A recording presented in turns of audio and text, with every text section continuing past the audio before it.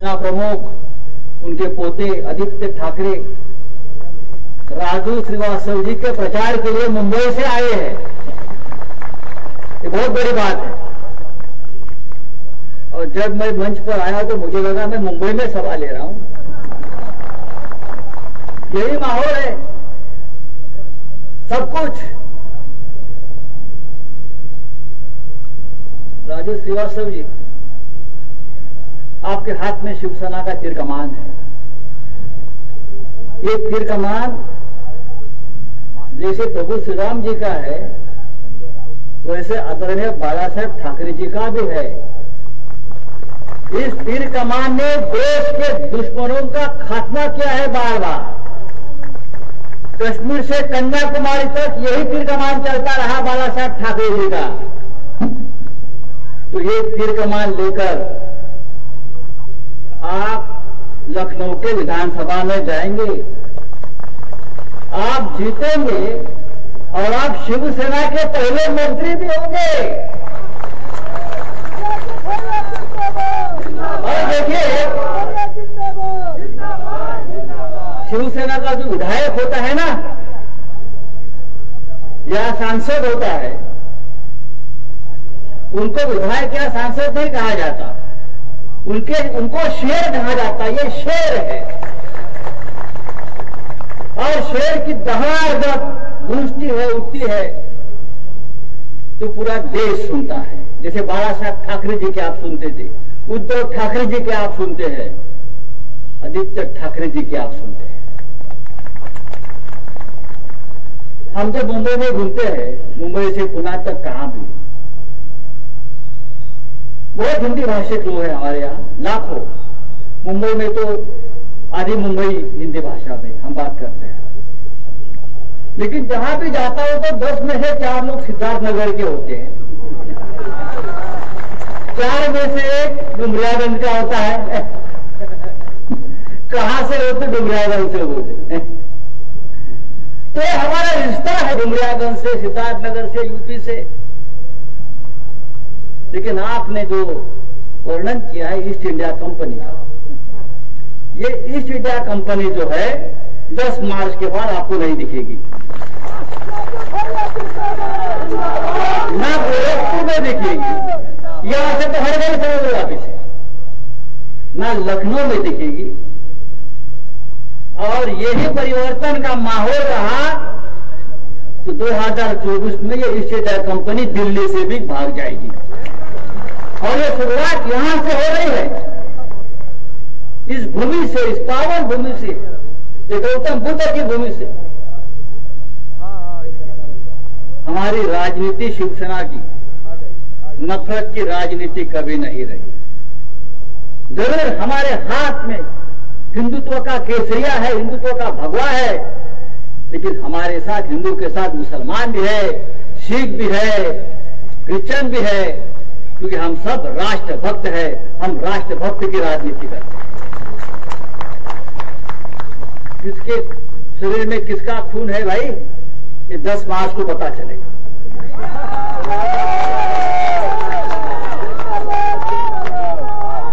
ये खून की कसम है कि किसके शरीर में किसका खून है और आपका खून क्या है और आपके खून में क्या दौड़ रहा है, यहां की जनता 10 मार्च को दिखाएगी, 3 मार्च को। लेकिन शिवसेना का रिश्ता खून का रिश्ता है आपके साथ। जैसे धैर्यशील जी ने कहा, प्रियंका जी ने कहा, उस कठिन समय में महाराष्ट्र उत्तर प्रदेश के साथ, यहां बच्चों के साथ खड़ा रहा, मानवता के साथ खड़ा रहा, मदद करता रहा। आपके लिए ईस्ट इंडिया कंपनी के लोगों ने आपके बच्चों को उत्तर प्रदेश के बॉर्डर पर खड़ा कर दिया, अंदर नहीं आने दे रहे थे। और हम ही थे, उद्धव ठाकरे जी की सरकार थी, मुंबई की सरकार थी, शिवसेना की सरकार थी, जो आपके साथ हमेशा खड़ी रही और आने वाले दिनों में रही। ये आजादी की लड़ाई की बात आपने की है, ये आजादी की लड़ाई है, डुमरियागंज की आजादी की लड़ाई है, सिद्धार्थनगर की आजादी की लड़ाई है। करेंगे? आप तो नेताजी है, तो सुभाष चंद्र बोस का काम करिए और आपके लिए आजाद हिंद फौज महाराष्ट्र से आई है शिवसेना। भाई हम आपके साथ है, आप क्यों डरते हो? ना डरना ना झुकना, ये शिवसेना का नारा है। ये डुमरियागंज में हमको जो बताया जाता है कि उत्तर प्रदेश में आपका क्या काम है, आपको पता चलेगा हमारा क्या काम है 10 मार्च के बाद। जब 2024 तक पूरा उत्तर प्रदेश भगवा हो जाएगा, तो पता चलेगा हम यहां क्यों आए हैं और हम क्या करने आ रहे हैं। ये लड़ाई यहां से शुरू हुई है डुमरियागंज, और इस लड़ाई का नेतृत्व करेंगे राजू श्रीवास्तव जी पूरे उत्तर प्रदेश। आप देखिए, इसीलिए तो आज महाराष्ट्र से बाला साहब ठाकरे जी के पोते आदित्य ठाकरे जी ने यहां कदम रखा इस भूमि पर, ये जीतने के लिए, विजय प्राप्त करने के लिए किया है। मैं आप सभी से प्रार्थना करता हूं, आप घर घर में जाकर, गांव गांव में जाकर शिवसेना का प्रचार करिए। और राजू श्रीवास्तव जी जो एक बहुत ही उम्दे नेतृत्व के धनी है और शिवसेना के दीर्घमान लेकर खड़े हैं, आप उनको भारी बहुमत से उत्तर प्रदेश के विधानसभा में भेज दीजिए और यहां से परिवर्तन की शुरुआत, जो हमें देश के परिवर्तन, उत्तर प्रदेश का परिवर्तन, उत्तर प्रदेश बनाने का परिवर्तन जो हम बनाने जा रहे हैं, वो राजू श्रीवास्तव जी के साथ शुरू होगा। विकास की गंगा क्या है आपको देखना है तो महाराष्ट्र में आकर अपने बच्चों से पूछिए। जब से ठाकरे सरकार महाराष्ट्र में आई है, जब से आदित्य ठाकरे महाराष्ट्र में मंत्री बने हैं, रोजगार की राजनीति है, सिर्फ रोजगार देते हैं हम, घर का चूल्हा जलाने के लिए मदद करते हैं हम, उत्तम शिक्षा, हेल्थ, अस्पताल, ये हमारी राजनीति है। किसके खून में कौन सा खून दौड़ रहा है ना, ये हमारी राजनीति नहीं है। हम मानते हैं इस देश के जो राष्ट्रभक्त है, बस उसमें राष्ट्रभक्तों का ही खून है और वो ही रहेगा। मैं अभी इतना ही कहूंगा भाई, ये शुरुआत है, यहाँ की भूमि से हुई है और हम सब राजू श्रीवास्तव जी के साथ खड़े रहेंगे और उनको विधायक और मंत्री बनाकर रहेंगे। जय हिंद, जय उत्तर प्रदेश, जय महाराष्ट्र, जय शिवाजी, जय भवानी। बहुत बहुत धन्यवाद साहब, आपने नई ऊर्जा हम सबके बीच में भरी है। अब मैं बुलाने जा रहा हूं महाराष्ट्र के पर्यावरण और पर्यटन मंत्री, युवाओं के दिलों के धड़कन, युवा हृदय सम्राट, हम सबके नेता आदरणीय आदित्य ठाकरे साहब को।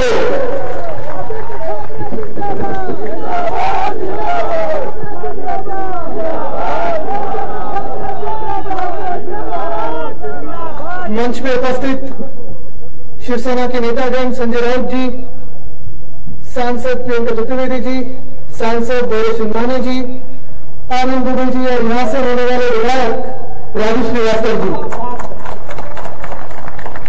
मेरे सारे उत्तर प्रदेश के डुमरियागंज में भाइयों बहनों और युवा मित्रों,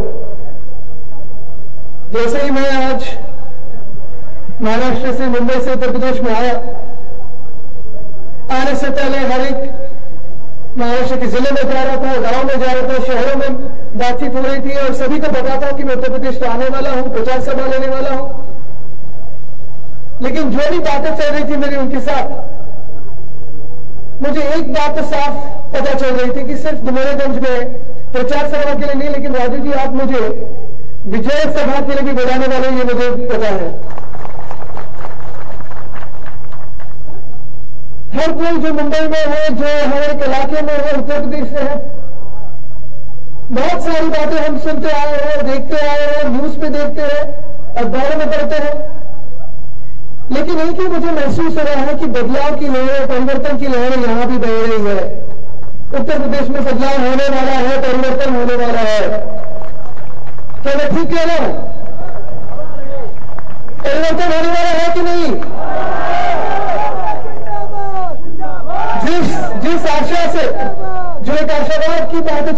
परिवर्तन की बातें चल रही थी, सपा से भाजपा तक आप लेके गए। 2017 का जो चुनाव हुआ, एक विकल्प करके आपने कमल को चुना, भाजपा को चुना, लेकिन जो भी सपने दिखाए थे वो सपने पूरे कर पाए हैं? कर पाए हैं? तो परिवर्तन होना चाहिए कि नहीं? जो भी उस वक्त हम सुन रहे थे, बातें सुन रहे थे, हमें भी महाराष्ट्र में लगा कि चलो उत्तर प्रदेश में कुछ नया होने वाला है, उत्तर प्रदेश में विकास की गंगा बहने वाली है, केंद्र में भारत सरकार इतनी 303 की बहुमत से बनी हुई है, यहां भी बहुमत होना कैसा बहुमत? जैसे कि राजा तो बहुमत है, वैसे बहुमत की सरकार भाजपा की उत्तर प्रदेश में बन चुकी थी। लेकिन जो भी वादे थे, जो भी आशाएं दिखाई, जो भी सपने दिखाए, वो सपने सपने रह गए, सपनों का जुमला बन गया, लेकिन सपने खड़े उतरे नहीं। उतरे क्या? सिर्फ नफरत की बातें हो रही, सिर्फ दंगे की बातें हुई, डरावनी बातें हुई। अभी भी 5 साल बाद, यानी भारत सरकार तो 7 सालों से है, 2014 से है, बहुमत 2 बार मिली थी। अभी भी मैं देख रहा हूं कि उत्तर प्रदेश में जो भारी बहुमत मिली थी 2017 में, 7 साल भारत सरकार के और 5 साल उत्तर प्रदेश सरकार के भाजपा सिर्फ लोगों को बताते रही है कि ऐसे होगा, वैसे होगा, ये खतरे में है, वो खतरे में है, लेकिन खतरे में कोई हो नहीं सकता। ये श्री राम की भूमि है, श्री राम की भूमि है, ये तो अपनी भूमि है, ये अपना देश है। अगर आप देखिए शिवसेना की राजनीति देखें, तो हमारे जो शिवसेना प्रमुख हिंदू समय बाबा साहेब ठाकरे हैं, उन्होंने हमेशा यही कहा है कि जब जब राजनीति करे तो वो लोगों के लिए करे, समाज सेवा के लिए करे, राजनीति नहीं लेकिन समाज सेवा करे। जब जब चुन के आए, सरकारें बने, तो हर एक को हक है, हर एक को अधिकार है कि अपना अपना धर्म की बातें कहे, धर्म के अधिकार में कहे, लेकिन उसी के आगे जाते हुए शासन ये धर्म के बारे में होता नहीं, शासन ये लोगों के लिए होता है। खून खून में फर्क नहीं होता, हर एक का खून लाल होता है। ये मानव धर्म की बात है। मुझे याद है 3-4 साल पहले हमारे महाराष्ट्र में भी किसान आंदोलन चले थे। हमारे किसान भाई बहन मुंबई की ओर चले आ रहे थे, एक मोर्चा लेके आ रहे थे, बड़ा विशाल मोर्चा आ रहा था। और तभी की जो भाजपा सरकार थे, जिसमें हम भी शामिल थे, हमें अभी दुख होता है कि उस सरकार में हम शामिल थे, क्योंकि बहुत सारी गलत चीजें उस समय हुई। लेकिन अभी हम अच्छी शासन चला रहे हैं, महाविकास आघाड़ी चला रहे हैं। तब भी राजू जी उन किसानों को क्या क्या नाम नहीं कहे थे, क्योंकि उनका झंडा लाल था, उनकी खून का रक्त का जो खून का रंग था वो लाल था। उनको माओवादी कहा गया, उग्रवादी कहा गया, आतंकवादी कहा गया, लेकिन वो किसान थे, वो अपने हक के लिए चल के आ रहे थे। और मुझे लगता है वही चीजें अब भी पिछले साल में बढ़ रही थी। हुई कि नहीं? यहां लखीमपुरी कौन भूल चुका है? कोई भूल चुका है? और ये बातें अपने मन में है, दिल में है, कहीं ना कहीं तो एक जख्म दे चुके हैं। और इसलिए मैं जब देखता आया हूं, अभी भी जो उनकी बातें चल रही थी, मैं राजू जी से पूछ रहा था कि यहाँ विकास हुआ कि नहीं। आप मुझे बताएं, ये तो प्रत्याशी है यहाँ से, आप मुझे बताएं विकास हुआ कि नहीं हुआ? नहीं हुआ। लेकिन फिर जो आपके यहाँ के अभी के मुख्यमंत्री है, जो कल के चुनाव के बाद भूतपूर्व मुख्यमंत्री बनेंगे, वो जब हमारे मुंबई में आते हैं, कभी कभी अलग राज्यों में जाते हैं, जो हमारे अखबारों में बड़ी बड़ी एड्स देते हैं कि इतनी इन्वेस्टमेंट आई, इतनी फैक्ट्री आई, इतने रास्ते बने, ऐसे हुआ। सच में अगर आओ तो रोजगार बढ़ा है कि बेरोजगारी बढ़ी है? महिला अत्याचार बढ़े है कि महिला सम्मान बढ़ा है? अत्याचार बढ़ा है। सामाजिक न्याय बढ़ा है कि सामाजिक अन्याय बढ़ा है? धर्म में एकता बढ़ी है कि नफरतें बढ़ी है? और ये फिर कैसी सरकार चलेगी? अगर बेरोजगारी बढ़ रही है, सामाजिक अत्याचार बढ़ रहे हैं, अन्याय बढ़ रहा है, महिलाओं की अगर देखिए आप हालत, तो पेपर में तो कहते हैं कि न्याय दिया है, सुरक्षा दी है, लेकिन मुझे तो वो दिखता नहीं है। और यही अगर हम बदलना चाहते हैं तो मुझे लगता है परिवर्तन की जो लहरें हैं वो यहां भी आनी चाहिए। आप क्या तैयार हैं परिवर्तन के लिए?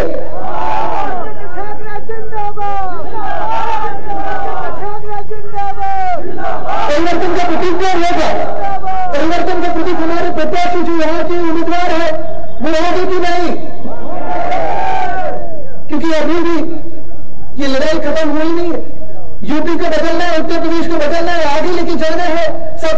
में आगे लेके जाना है। भेदभाव की राजनीति, नफरत की राजनीति बात नहीं है, सबको एक साथ प्यार से आगे जाना है। और मुझे लगता है इसी के लिए हम सब साथ में आए हैं। जैसे राउत साहब कह रहे थे, प्रियंका जी कह रही थी, मुझे लगता है धैर्य जी भी कह रहे थे कि हमारे मुंबई में काफी सारे यहाँ के नागरिक अभी महाराष्ट्र बन के रह रहे हैं, मुंबईकर बन के रह रहे हैं। उनकी जिम्मेदारी तो हमारी है, उनके प्यार के साथ हमें उनके आगे लेके जा रहे हैं और लेके जाएंगे। लेकिन राजू जी, मुझे एक ही बात याद है कि शायद हम जो भी कर पाए वो कर पाए हैं, लेकिन तो भी देश के लिए अच्छी बात नहीं रही है और एक घाव होकर चला गया है। कोरोना का जब संकट आ रहा था, देश पे बढ़ रहा था, मुझे लगता है 23 से 24 मार्च का दिन था, जनता कर्फ्यू लगा था और तभी काफी सारे उत्तर प्रदेश के हो, बिहार के हो, भाइयों बहनों, मेरे सारे उधर के लोग, नागरिक जो मुंबई में बसे हैं, उनको वापस गांव में आना था, अपने माता पिता के पास आना था, अपने परिवारों के पास आना था, अपने बच्चों के पास आना था। सारी भीड़ उमड़ चुकी थी। हमारे कुर्ला स्टेशन हो, छत्रपति शिवाजी महाराज टर्मिनस हो, अन्य शहरों में भी काफी भीड़ उमड़ चुकी थी। सारे लोग ट्रेन के स्टेशन पे गए थे और पूछ रहे थे कि ट्रेन कब छूटेगी, यहां से हम गांव कब जा सकेंगे, हमारे परिवारों के पास कब जा सकेंगे, हमारे माता पिता के आशीर्वाद कब ले सकेंगे।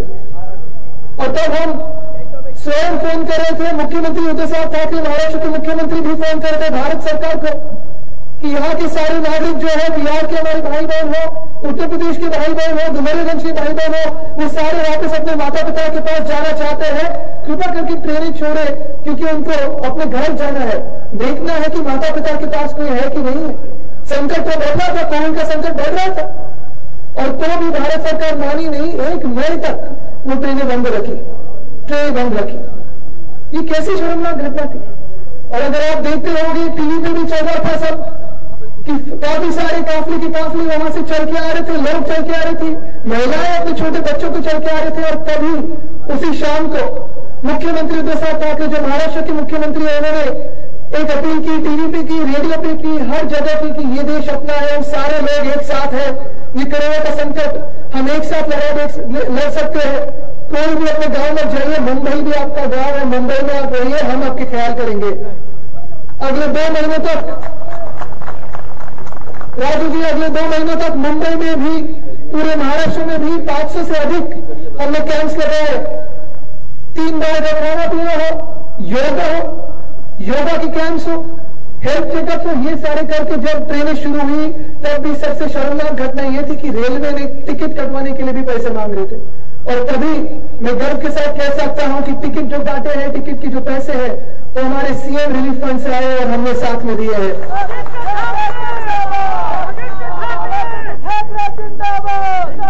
ये कोई राजनीति की बात नहीं थी, ये तो कोई चुनाव की बात नहीं थी राजू जी। हमें पता भी नहीं था कि हम तब डुमरियागंज आपके प्रचार के लिए आएंगे। ये कोई राजनीति की बात नहीं थी, ये एक रिश्ता था, प्यार का था, भाईचारे का था, ये अपने देश का रिश्ता था, मानव धर्म का रिश्ता था और इसी रिश्ते को आगे लेके जा रहे हैं।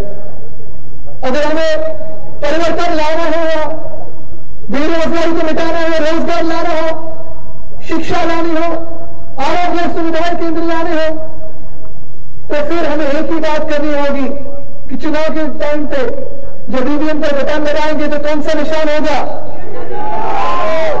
शिवसेना मित्र संघ का निशान कौन सा होगा? उत्तर प्रदेश की शान क्या? उत्तर प्रदेश की शान तीर कमान, उत्तर प्रदेश की शान।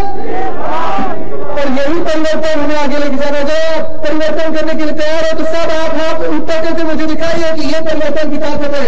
मैं मीडिया के अपने सारे भाइयों से कहना चाहता हूं, ये सभा बदल कीजिए, ये एकजुट, ये ताकत